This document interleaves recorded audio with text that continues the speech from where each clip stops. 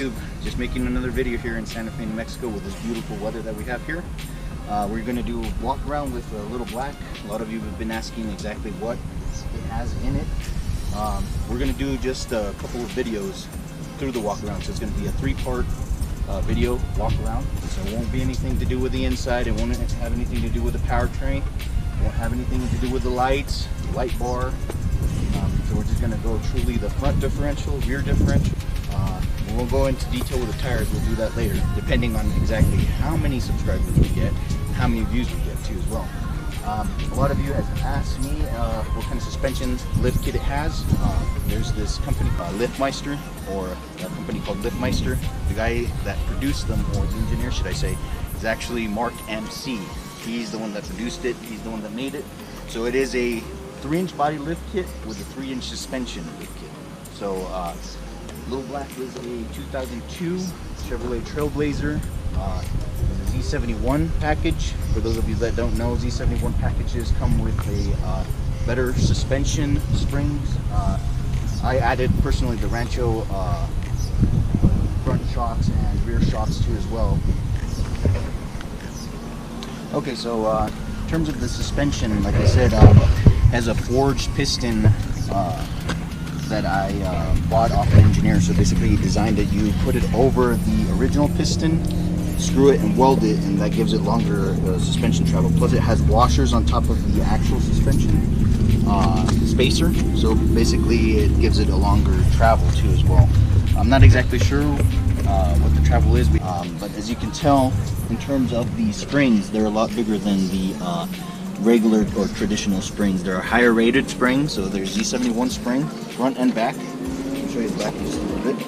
And as you can tell, the upper and lower control arms are off-road control arms. So basically what we did was, when we put them on, so the ball joint would having that much pressure on it, you flip.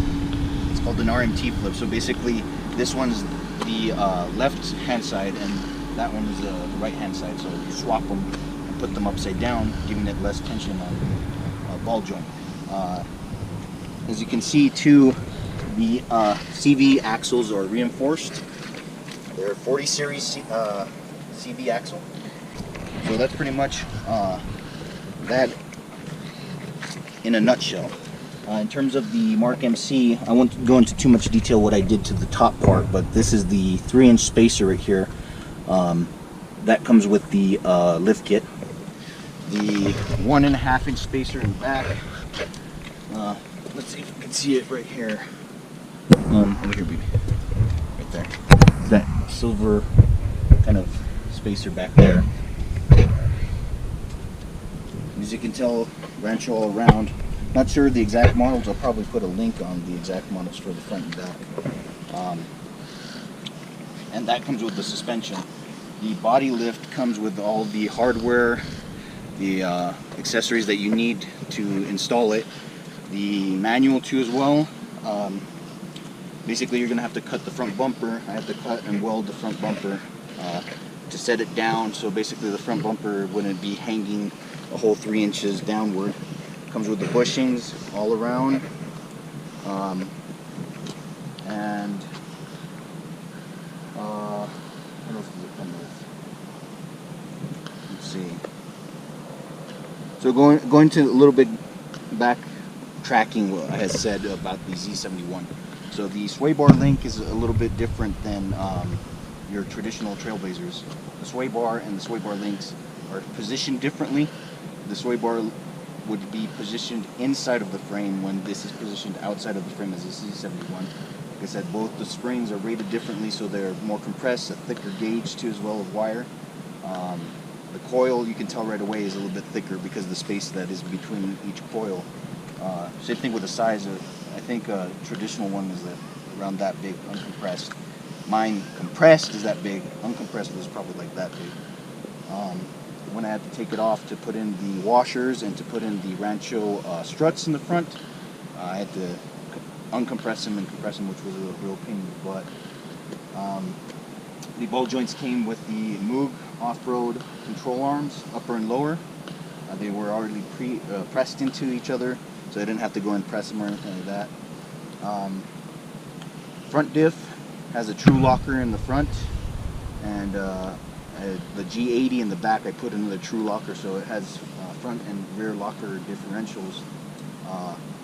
The back is a solid differential, and this is an independent suspension, so in the front it has, like I said, those reinforced CV axles. Those were about, I think, around $80 at Rock Auto. And people have been claiming that they last about more than 100,000 miles, up to 200,000 miles, depending on the usage of the vehicle and how well you take care of it. Okay, so like I said, Marks includes that spacer right there, but I put another spacer on top to be able to give it a little bit of cushion and some more space, because basically I don't want my tires to rub, and hopefully eventually what I want to add is a limiting strap to as well to the whole suspension, because when it does come down it will crash into itself because the long travel that it has. Everything was pretty much done by myself: welding, cutting, the installation. The only thing I didn't do was design the actual hardware that I had to purchase. That's pretty much the suspension in a nutshell. You guys like, subscribe. Like I said, we'll go into detail about the interior, the lights, pretty much the tires too as well. And it really depends on how many like views we have and subscriptions that will add more videos. I mean, in reality, you guys are the ones that keep the channels going and things of that nature.